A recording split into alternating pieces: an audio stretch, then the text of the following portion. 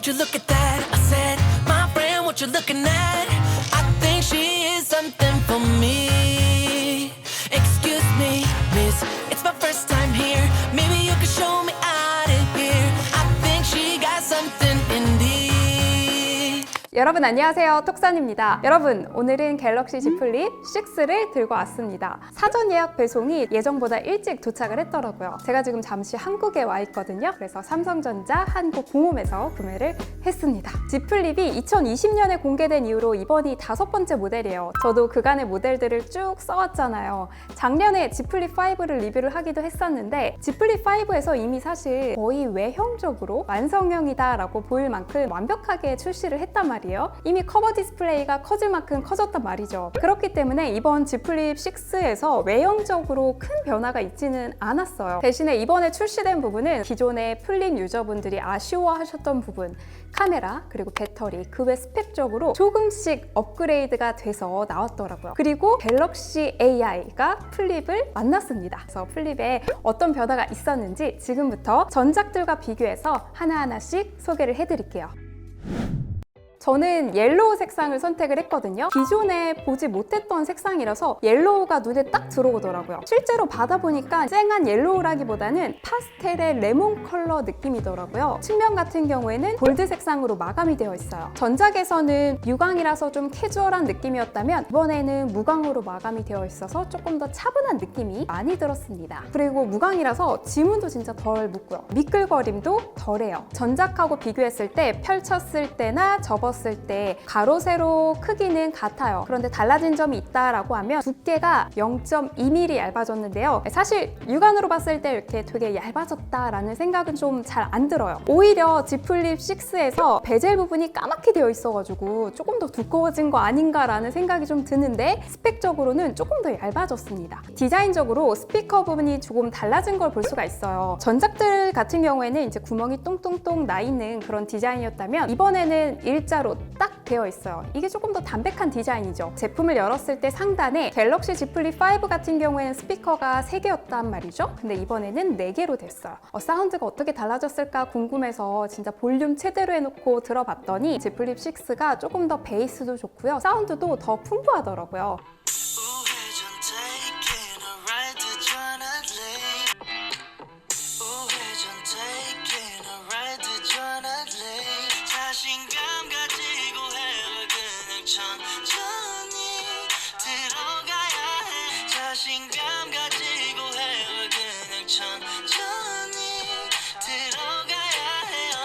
스피커가 늘어난 것처럼 마이크 개수도 하나 늘어났어요. 전작은 3개의 마이크 구멍이 있다면 이번에는 4개가 있습니다. 안쪽에 베젤도 마감이 달라졌는데요. 이전에는 둥글게 베젤이 마감이 되었다면 이번에는 플랫하게 마감이 되어 있습니다. 이렇게 커버 디스플레이에 카메라 링이 새로 생겼거든요. 하나의 색깔 포인트가 되더라고요. 근데 케이스 장착하고 나면 내 휴대폰이 무슨 색상이었는지 까먹을 때 되게 많잖아요. 근데 이 링의 색상이 내가 이 색상을 선택했지라는 그런 걸 알려주는 느낌? 그리고 제 거는 노란색이어가지고 미니언즈가 좀 연상이 되기도 하고 그렇더라고요.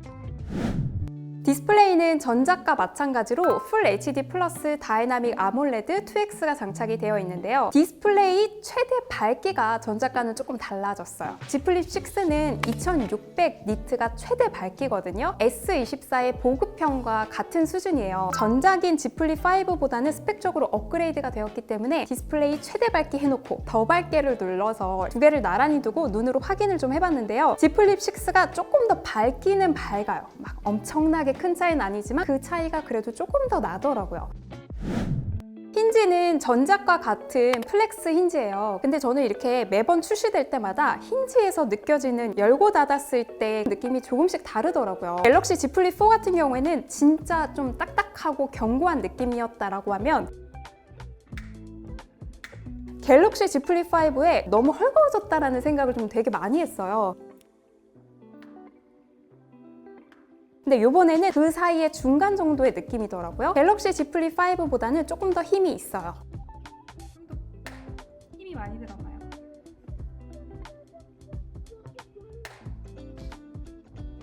G 플립을 한 번도 사용해 보시지 않은 분들이 가장 많이 하는 걱정이 내구성이에요. 고장이 쉽게 나지 않을까라는 그런 부분인데 제가 G 플립 4를 2년 넘게 좀 사용을 했거든요. 제 제품에 들뜸 현상이 좀 있더라고요. 1년 정도 사용했을 때는 진짜 아무런 문제가 없었어요. 매끈했는데 2년 정도 사용하니까 약간의 그런 기포들이 보여가지고 케바케인 것 같아요. 어떤 분들은 이 제품도 제 주변에 너무 잘 쓰고 계신 분들도 계셨는데 저 같은 경우에는 이렇게 되기도 했습니다. G 플립 5 같은 경우에는 1년 정도 되었기 때문에 이거는 아무런 그런 티 없이 너무나 깨끗하게 잘 사용을 하고 있습니다. 카메라는 이번에도 전면에는 1000만화소 카메라 하나, 후면에도 2개의 카메라가 장착이 되어 있는데 광각 카메라, 초광각 카메라 이렇게 2개가 후면에 장착이 되어 있어요. 전작과 달라진 점은 일반 카메라에 있어서 화소가 좀 높아졌는데요. 이번에 탑재된 게 5000만 화소 일반 카메라가 탑재가 되어 있습니다. 사진의 결과물을 비교해 두고 보면 아무래도 5000만 화소가 탑재되어 있는 G 플립 6에서 색감이 조금 더 풍부해졌고요. 또 관호출 부분을 조금 더 잘 잡아주더라고요. 그리고 기존 플립 5에서보다 대체로 더 좋은 결과물을 볼 수가 있었어요. 선명하고 눈에 보이는 대로 색감을 잘 담아줍니다. 그런데 이제 카메라 스펙 중에서 이렇게 적혀 있더라고요. 광학 줌 수준의 2배 줌이 가능하다라고 되어 있어요. 광학 줌 수준이에요. 그러니까 광학 2배 줌이 아니라 광학 줌 수준인 거죠. 그래도 2배 줌을 해외 놓고 봤을 때 G 플립 5보다 화소수도 훨씬 더 높고 하다 보니까 보다 선명하고 그리고 보다 괜찮은 결과물을 볼 수가 있었어요.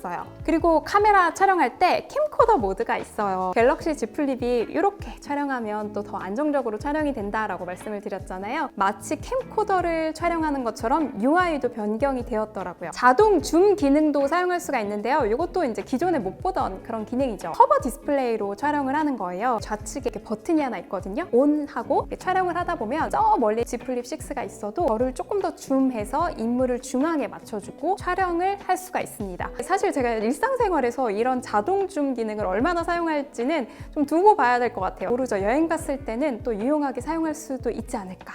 누가 나를 안 찍어준다면 그런 생각도 들기도 합니다.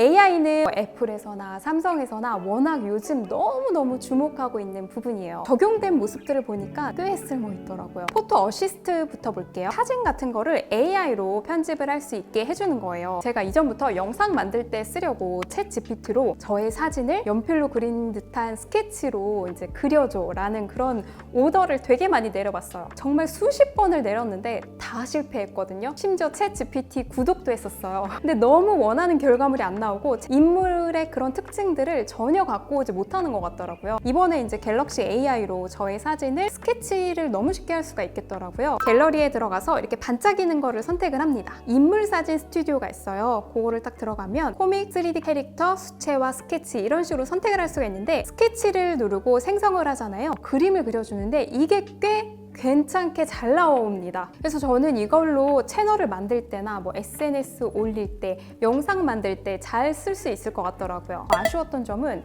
이거 한번 스케치하거나 수채화하거나 AI를 작동시켰을 때 버퍼링과 렉이 좀 있었거든요. 작동시키는데 되게 오래 걸리는 경우가 좀 많았고 또 어떨 때는 이게 너무너무 진행이 안 돼가지고 다시 껐다 켜서 다시 열어보는 그런 불편함도 조금은 있었어요. 다음 포토 어시스트 중에서도 또 다른 기능도 있는데요. 손으로 그린 거를 예술 작품으로 표현을 해주는 그런 기능이에요. 재미로 해볼 수 있는 그런 수준인 것 같더라고요. 뭐 10번 해봤을 때 한두 번은 좀 정말 걸작이 탄생하기도 하는데 8번, 9번은 그냥 재미로 하는 그런 작품들이 완성이 되더라고요. 다음은 통역 AI예요. 근데 G 플립 5에서도 이 통역 AI를 실험실에서 이 기능을 켜고 이용을 할 수가 있었어요. 이 G 플립 5와 G 플립 6의 다른 점이라고 하면 G 플립 6는 여기 화면에서 이 상대방이 이 번역된 내용을 볼 수가 있습니다. 그리고 통역의 버전이 G 플립 6가 조금 더 높은 버전이 탑재가 되어 있더라고요. Can you recommend me the best restaurant? 최고의 레스토랑을 추천해 주실 수 있나요? 우리 주변에 이태리 하우스라고 있는데 거기 가면 돈가스도 있고 파스타도 있고 피자도 있어. 되게 맛있어. 우리 같이 가자. There's an Italian house around us, and if you go there, there's pork cutlet, pasta, and pizza, so it's very delicious. Let's go together. Okay, Grandma and Grandpa, let's go tomorrow. 알겠습니다. 할머니, 할아버지. 내일 가자. Ana uhebu abi wa ummi. 저는 엄마, 아빠를 사랑해요. 맞아. 통역 AI는 진짜 쓸만하겠더라고요. 이 해외여행 갔을 때 와이파이 못 잡는 경우 되게 많잖아요. 데이터 이용 잘 못하는 경우도 많은데 비행기 모드로 두고도 통역 AI가 작동이 되더라고요. 통역하다 보면 사소한 내용의 오류도 있지만 전반적으로 매끄러워가지고 해외 나갔을 때 너무 잘 쓰겠다 싶은 내용이었어요. 다음은 메시지 AI인데요. 예전 같았으면 영어로 온 메시지 다 복사해서 이제 번역으로 돌리잖아요. 이럴 필요 없고 영어로 메시지가 오면 그 옆에 떠요. 눌러서 번역 이게 뜨더라고요. 그거만 딱 누르면 그냥 한국어로 쫙 번역을 해줘요. 그리고 전달하고자 하는 메시지 내용을 적어두고요. 문장 스타일을 선택을 하면 전문적인 스타일로, 편안한 스타일로, 공손한 스타일로, 그리고 소셜미디어 형식으로 이모지 추가해서 이런 식으로 만들어줘요. 그리고 업무할 때도 이런 식으로 AI를 통해서 하면 제가 하는 것보다 더 정중하게 표현을 해주기 때문에 이것들은 좀 상당히 쓸모가 있겠다 싶었습니다. 갤럭시 Z 플립 같은 경우에는 초창기 모델부터 배터리가 3300부터 시작을 하지 않았나요? 그리고 3700으로 가고 드디어 이번에 앞자리가 4가 왔어요. 4000mAh가 되었습니다. 전작과 기존 모델을 사용하시는 분들은 보조 배터리를 들고 다니시는 분들도 많으셨는데 이제는 앞자리가 4가 되었으니까 제법 쓸 수 있는 쓸만한 괜찮은 그런 수준이 아닐까 싶어요. 무선으로 충전했을 때는 15W 충전 가능하고요. 유선으로 충전했을 때는 25W 충전이 가능해요. 일반 휴대폰도 생폰으로 사용하시는 분들은 많지 않으시잖아요. 근데 특히나 이제 갤럭시 폴더블 같은 경우에는 케이스 장착은 꼭 필수로 해야 된다고 생각을 하거든요. 이번에 케이스티파이에서 협찬을 해주셔서 장착을 해봤는데요. 이런 케이스들 너무너무 귀엽잖아요. 이런 것들도 케이스티파이는 워낙 좀 힙한 브랜드니까 찾으셔서 하시면 좋을 것 같고 워낙 내구성도 좋은 제품들도 많고 그리고 이렇게 꼭 거는 이런 고리들 있죠? 이것도 상당히 귀엽잖아요. 손에 이렇게 그립하셔가지고 다니시면 또 되게 편하거든요. 저는 이렇게 들고도 많이 다니는 것 같아요. 스트링도 같이 해보시는 것도 또 재밌는 휴대폰 폰꾸가 될 것 같아요. 오늘은 이렇게 Z 플립 6 리뷰를 했는데요. 1세대부터 차근차근 기변해온 그런 제품이란 말이죠. 이런 휴대성이나 이렇게 촬영하는 방식 이런 것들이 진짜 상당히 편하고 매력적이라고 느껴져요. 근데 이번에 Z 플립과 그리고 삼성 AI가 딱 접목되었을 때 잘 사용할 수 있겠네라는 그런 생각이 또 들었습니다. 아쉬움이라고 하면 이번에도 역시나 덱스 모드가 지원이 되지 않는다라는 점 그런 부분은 아쉬웠는데 이것도 차근차근 적용이 되지 않을까 싶어요. 그리고 또 하나의 아쉬움이라고 하면 저는 이제 Z 플립 시리즈 늘 이야기를 할 때 카메라가 좀 사양이 많이 좋아졌으면 좋겠다라는 말씀을 드리는데 그 중에 하나가 망원 카메라가 탑재가 되었으면 좋겠다라는 부분이에요. 그게 정말 큰 부분인 것 같아요. 카메라 사진 촬영하기 좋아하시는 분들은 망원 카메라를 활용을 정말 많이 하시거든요. 저도 이제 평소에도 줌 땡겨서 찍는 걸 정말 많이 하는데 다음 시리즈에서는 이렇게 카메라 하나가 더 들어오면 좋겠다라는 개인적인 바람입니다. 오늘 영상 봐주셔서 감사하고요. 그럼 우리 다음 영상에서 또 만나요. 안녕!